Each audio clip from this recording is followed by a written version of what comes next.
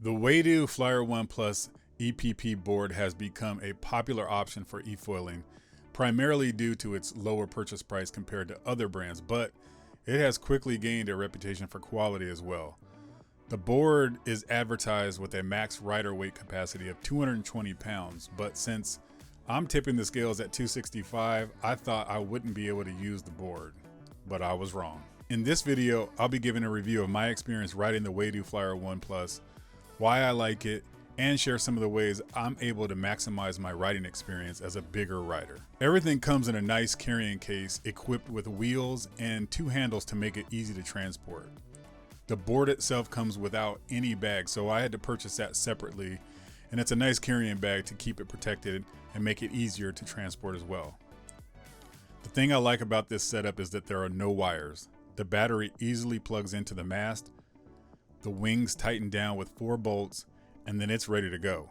The board measures 5 foot 4 inches, is 28.7 inches wide and 6.3 inches thick. And it is made of high density foam and an internal aluminum frame, so it's pretty durable, but at the same time it's forgiving if it bangs into anything. There are 2 types of mast and wing sizes. I chose the Explorer package, which has a 32-inch front wing and a 25.6-inch mast. The larger wing size gives it more stability, and since I ride in mostly shallow bays, the shorter mast gives me more clearance when taking off in shallow waters. It comes with a waterproof Bluetooth-enabled controller with a 6,000-watt lithium-ion battery and charger. The battery itself weighs just over 30 pounds and usually takes about an hour and a half to fully charge. It's advertised as having 110 liters of volume, but for my weight, I find that it sinks into the water when I sit on it or even try to do a knee start. Now, there's a bit of a learning curve, but that depends on a lot of individual factors.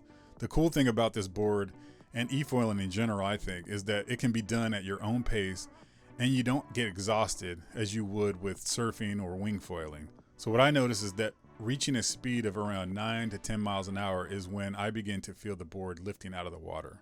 So I like to first determine which way the wind and the current are flowing, set the controller power level to 24, which is the highest setting. Then I lay on my stomach and pull the trigger on the remote and accelerate. Once the board begins to stabilize and I feel comfortable, I then rise to my knees. Once I'm feeling comfortable on my knees, I use the front of the board to grab onto while rising to my feet. I try to position my feet with my back foot in the center of the battery box and my front foot to the side so that I have shoulder width kind of staggered stance. I then try and keep the board as level as possible in the water without sinking the nose of it. Usually it takes about 30 to 45 seconds to reach 9 to 10 miles an hour, and then the board starts to come out of the water. And once out of the water, I immediately hit the negative button on the remote, dropping the power level all the way down to 9. And that's usually if I'm at full charge, so in the beginning of a session. Later on in the session, once the battery begins to lose its charge a little, I'm usually around 10 to 15 power level. Once on foil, the board is very sensitive to movement. So to turn and change directions, I found that slightly turning my head and shifting my weight to the side, the board began to turn in that direction. Keeping slight pressure on the nose of the board with my front foot keeps it gliding smoothly across the water. And when I want to rise up a little bit out of the water, I just slightly lean back. Now, it took me a few falls and crashes before getting the hang of it, and then I was able to find the right positioning to keep it level and cruise smoothly through the water. Maintaining the momentum is really important, especially with all the extra weight, because once the board touches back into the water, it creates a lot of drag, and then sometimes it can be hard getting back on foil, especially as the battery charge begins to drop. Now, the advertised speed on the website is 29 miles an hour, but the fastest speed that I've been able to reach is just 20 miles an hour, and that's at max power level of 24. And the nice thing is that the miles per hour can be monitored right on the remote. Now, honestly, I'm not a speed demon, so for me, just cruising at 11 to 13 miles per hour at power level 15 is comfortable and maximizes the battery charge duration. At those speed levels, I can on average get around 40 to 45 minutes of continuous ride time.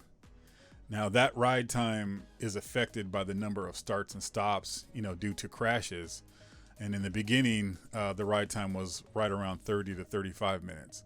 But once I got better, I was able to consistently stay on foil, and the battery time increased to the max 45 minutes. One concern that many had was about the noise level of the motor when cruising.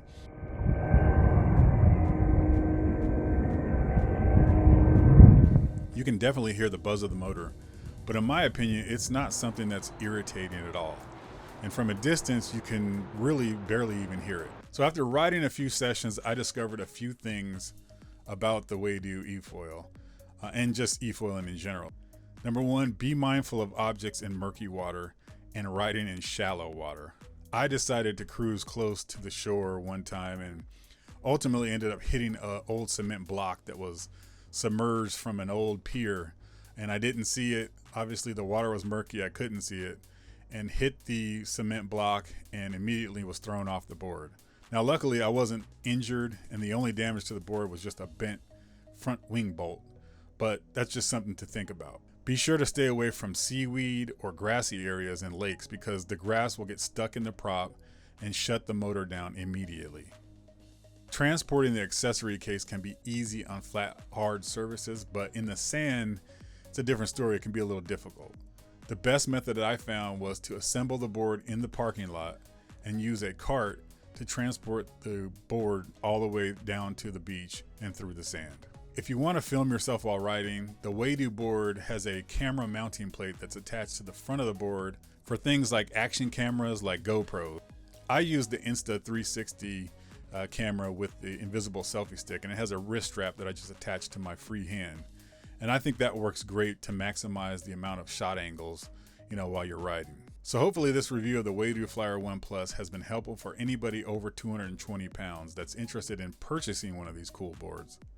So far, I think it is a great product and a great way to get into the sport for all skill levels. If you have any questions about my experience or about the board itself, please feel free to leave them in the comment section, and I'll definitely get back to you. So that's it. Happy riding and take care.